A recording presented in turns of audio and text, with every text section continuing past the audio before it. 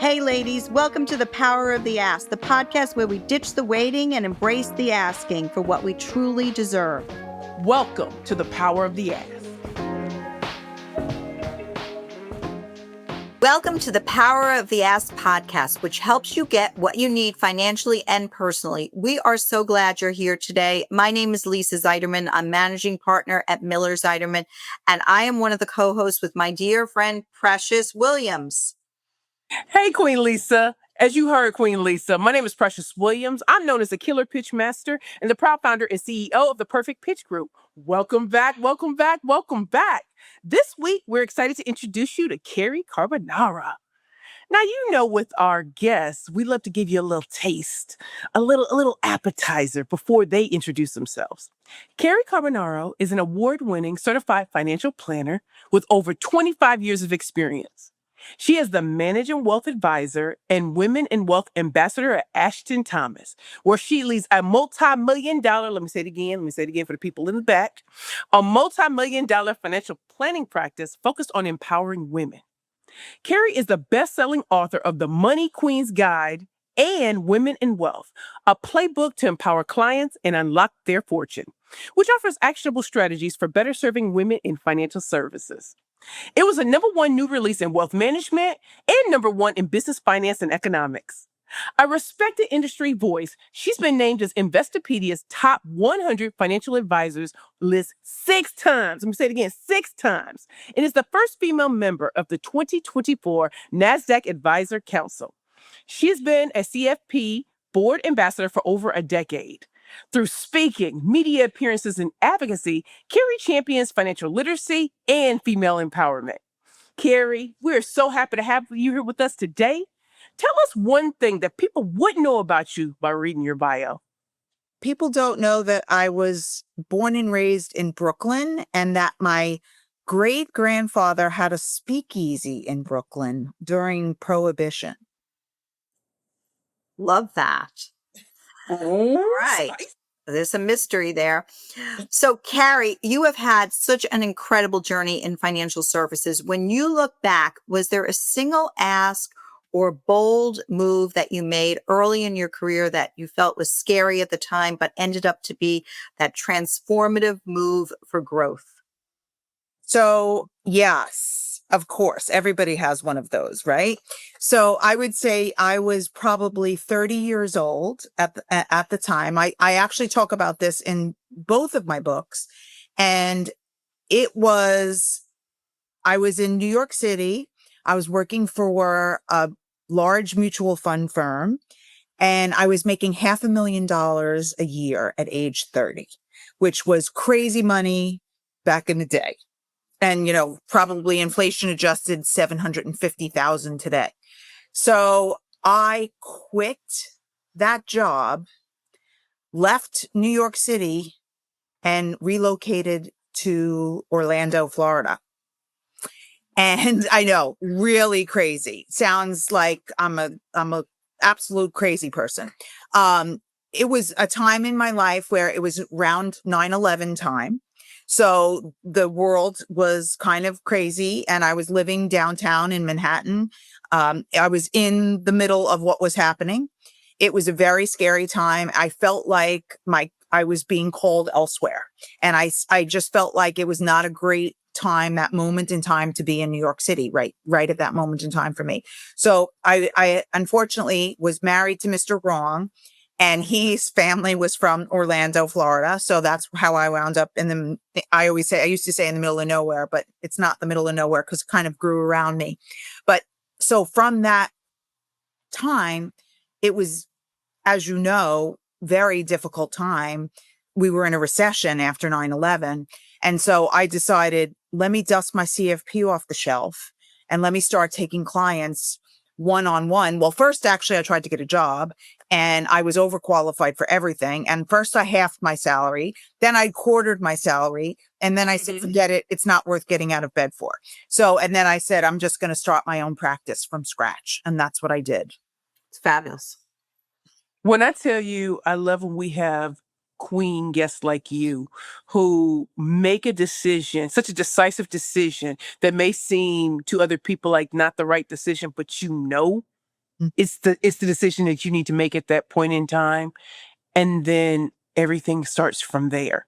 Right. Being the first female member of the NASDAQ Advisor Council is a huge milestone. What was that journey like for you personally? And did you ever have any fear, worry, and doubt along the way? And what actually pushed you through? So, well, first of all, I actually don't have the fear and doubt. I actually never had it. And it's interesting because I talk about that in my second book. I talk about the fact that I was born with a lot of confidence, and which is served me quite well in my career. And I think it's literally, I was born with it. I was not taught it, trained it. I just came out this way. And I've always had that confidence that I could do whatever I want to do. Now, as far as the NASDAQ Advisor Council, I feel like I was in the right place at the right time, but I also threw my hat in the ring for it, where people are like, wait, what? And I'm like, no, I asked when I heard that they were starting it, that I should be on it because of what I've done in my career. And they said, you are 100% right. You should be on it, and you will be the sole female on it. And then after I got on it, in 2025, I brought a second woman on because they asked me, who should we bring on? And I gave them a name, and we brought a second woman on. So even though I was the sole, now there's two of us, which is fantastic, which means I'm bringing more women in. But so no, it's interesting because I know a lot of women suffer from imposter syndrome, and I've got a whole chapter on that in my book, but I am lucky that is one thing that I don't suffer from. I just want to clap for you because I really love the fact that you're like, I can self-nominate. I believe I belong there, and no one could tell you any different. And look at you. And then you open the door for another queen. So bravo. Thank you. It's really true. No, I think that's what we're all about at Savvy Ladies is moving women. Definitely. Women moving other women forward. So it's fabulous that you did that. And it's also great that you feel like you were sort of born with this self-confidence that you could do anything. And that's amazing. I've never heard anyone say that, Cary. So good for you. Maybe it was also the way I was raised, because I remember my dad saying, you could be anything you want. You could even be president. And I was like, really? And he was like, yes. And I'm like, okay. Not that I went down that path of politics. Well, there you go. But, success like yours doesn't happen overnight. And I'm sure that you had to learn quite a few of some of life's hardest lessons as you were going through all of this, and maybe even relearn over the 25 years. What shaped you as an advisor and a leader today? What do you think it was? If you were born with all this confidence and able to really think that you could succeed at anything, what was the next thing that shaped you? I would say, well, the hard lessons. I want to give you the hard lessons.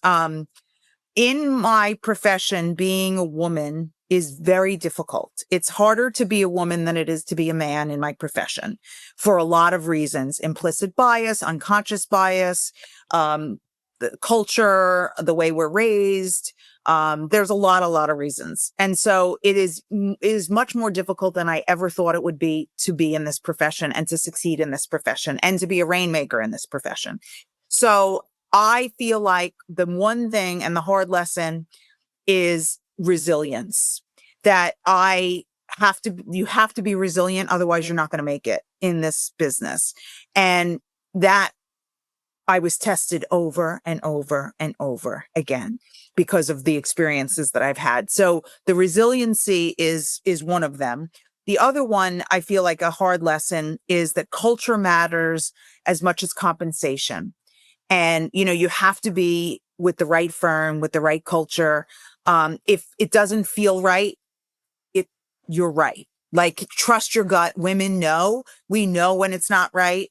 And I've tried to make things work, even though I knew it was wrong. I mean, but we always know we have to trust ourselves and believe in ourselves.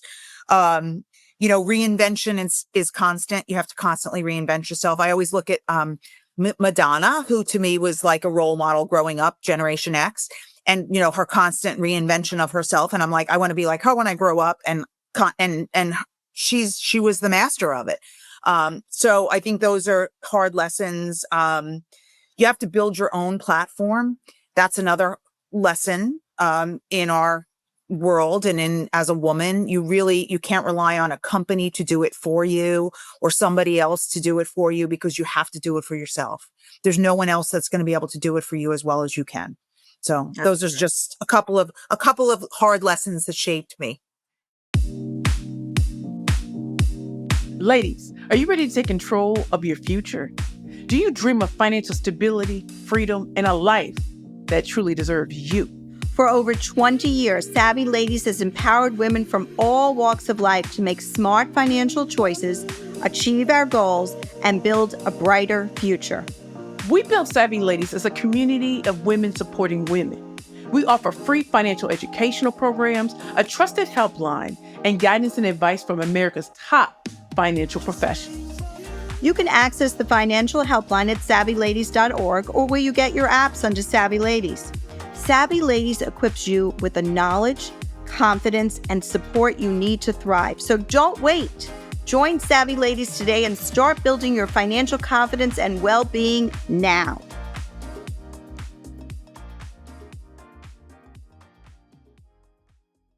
Well, let's talk about women and wealth.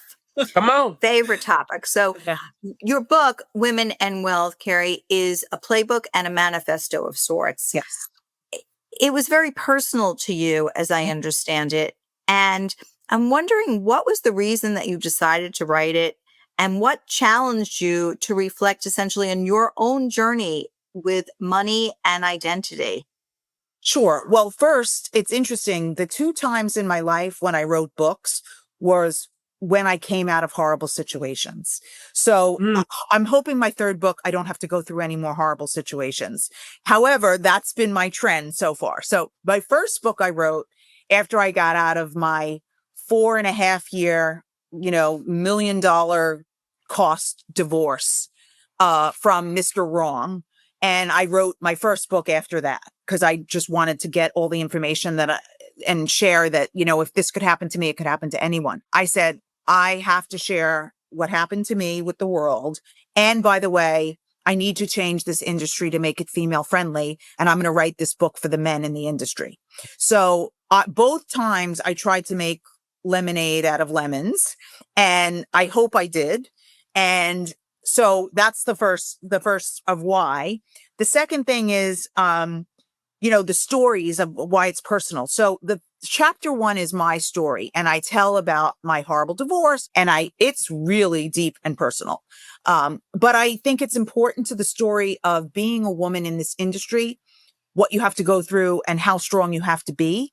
And then I weave my stories all throughout the whole book with my client stories, my client experiences, my personal experiences, etc. So there's so much of me in this book that it feels like it's like I birthed a child. Here's my child, and I don't have any children, so this is really my child. But anyway, I think that I'm hoping that it makes the impact on the profession that I would like it to have. The original title of the book was actually called Compel Her, Don't Sell Her, a playbook to empower clients and unlock their fortune. So unfortunately, Wiley, the publisher, did change the title, and they went with Women and Wealth, which unfortunately then isolates and kind of the men are not as drawn to the book now as they should have been or they would have been with the other title, but they're not concerned because the sales are good, so they're not, but I'm concerned because I really wanted to get it in the hands of men. Well, as one best-selling author to another, with Women in Wealth, if a listener could take away one thing from your life and from your book, not just about the dollars and the cents or anything like that, but seeing themselves in relation to wealth, what would that be? What would be that takeaway from your life? Well, from my life or what? Or a shift in your life. Okay. So I would say that I want every woman to own their own financial future and be 100% responsible for it. So I practice what I preach. I've practiced what I preach my entire life. I teach it to kids in 7th grade. I teach it to college kids. I teach it to women who are, retired and in their 70s and 80s. Like, it doesn't matter, because that is the most important thing that I want women to know. And also, I think that's good for the men too, because guess what, guys, you're not responsible. You shouldn't have to be responsible. I don't know where that came from, but right. So 100%. every woman should be 100% responsible. Like, I don't know where we lost that along the way. I mean, it's interesting. There's a thing in my book from the 1950s. It's an excerpt from a book that you read in high school about like taking care of your husband and stuff. And it's like, the excerpt is so unbelievable when you read it. And this is from the 1950s. So this is not that many decades ago that, make sure make sure you look pretty, and make sure you give him his food and his drink when he walks in the door. Make sure the kids are quiet and the house is clean. And I'm like, are you kidding me? Like, this is where we were. And this is not that long ago, and the fact that a woman could not get a credit card until the 70s, and a woman couldn't get a business loan till the 90s. And so, I mean, it just keeps going. We're not that far away from where we were. I think that's very, very true. Unfortunately, you've talked about your divorce, and as a divorce attorney, I see that all the time, Cary. I mean, it's very unfortunate, but I think that women controlling their wealth and women taking control, it's so important. And it is kind of stunning that it doesn't happen very often. So, and I agree with you. There would be much happier men if they let women take control and control their future, because they wouldn't feel and be, frankly, as responsible. Right. So you're exactly. Right. And it's funny.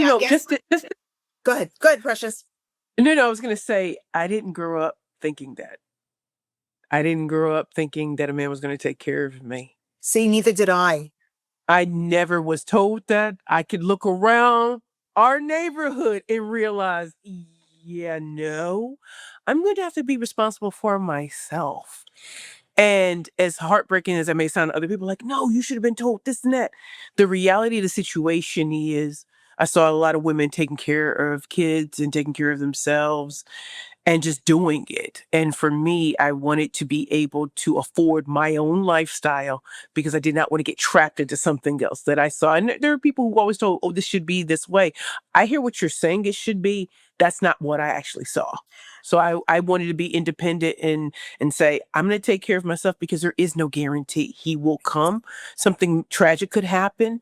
I want to be able to have the life that I want, if he comes or even if he doesn't. Exactly. So I think that's great. And that is great thinking. But I can tell you that many of the women who come into my office have not actually had that situation. And they were raised to, I think, raise children and support their spouses. And then they agreed to do that. And right. They lost essentially their financial identity. And there's a lot of women out there like that. And I met them in college, law school, and I meet them every day. So yes. And I was going to say, the stat is that 90% of women will be responsible for their own financial future at one point anyway.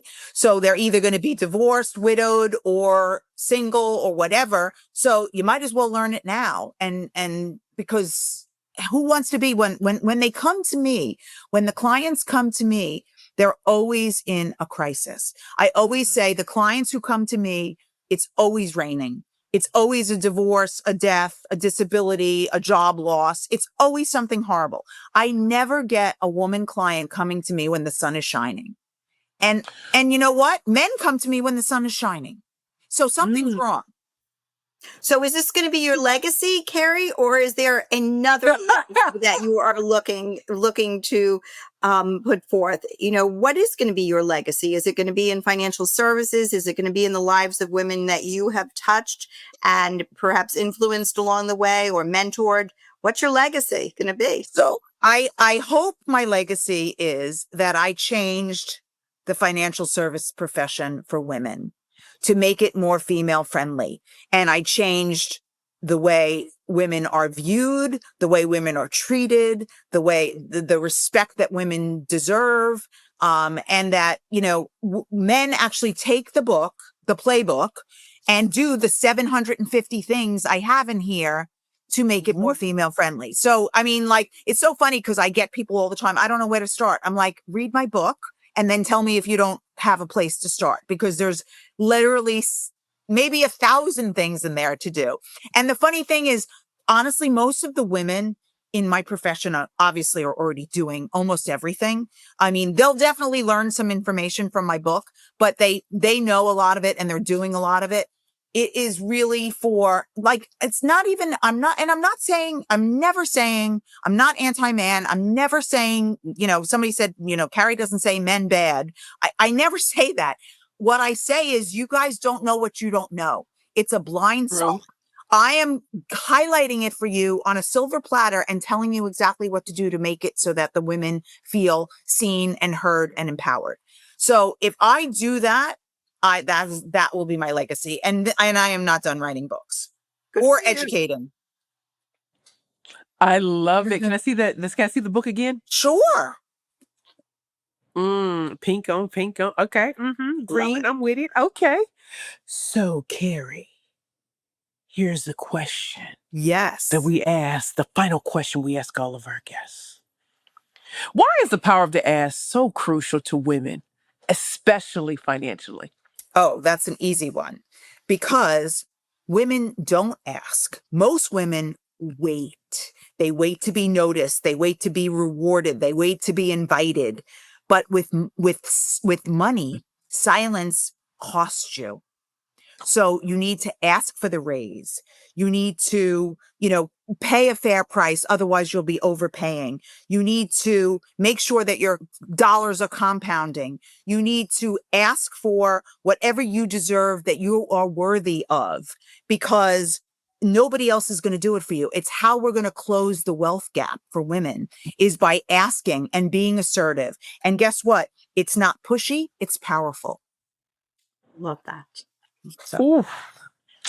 I felt the Beyonce mic drop with that. There were so many good lines that Cary gave us today. Pearls of wisdom. And as y'all can see, savvy ladies and Cary, listen, this is a great combination. As y'all can tell, we bring the best guests on the Power of the Ass podcast, powered by Savvy Ladies. So what we want you to do is tell a friend to tell a friend to what? Tell a friend. Subscribe. Watch, view, share it with others, because the power of the ask is better and better. The more people watch it, the more women especially hear their stories reflected in our guests, and they know they can overcome. We should be financially independent. And as Queen Cary said, 90% of us will find ourselves in a situation where we're going to have to do it alone. Wouldn't it be great if we actually learn that now and not when it's raining or in a crisis, like Cary said? Cary, you've been a most excellent guest. Thank you, Cary Carbonaro. We got that Women in Wealth. The book is looking absolutely fly, like the queen in front of us. Queen Lisa, was this a great show? This was an amazing show. And Cary, you were an amazing guest. And everyone should grab that book. Grab it. Thanks for joining us on this episode of The Power of the Ass, ladies. Don't forget to like, review, and subscribe to spread the love with #PowerOfTheAss.